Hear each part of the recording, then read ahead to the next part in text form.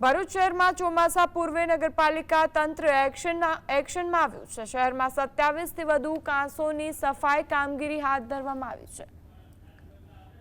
આ સાથે જ પાલિકાએ આશરે 40 જેટલી જર્જરિત અને જોખમી મિલકતોના માલિકોને નોટિસ ફટકારી ઇમારતો ઉતારતા અથવા તાત્કાલિક રિપેરિંગ કરવા માટે તાકીદ કરી છે। પાલિકાના ચીફ ઓફિસર હરીશ અગ્રવાલે જણાવ્યું કે લોકોની સુરક્ષા ધ્યાનમાં રાખી કાર્યવાહી કરવામાં આવી રહી છે। ઉલ્લેખનીય છે કે ગત વર્ષે પણ પાલિકાએ 9 જેટલી જોખમી ઇમારતો ઉતારી પાડી હતી।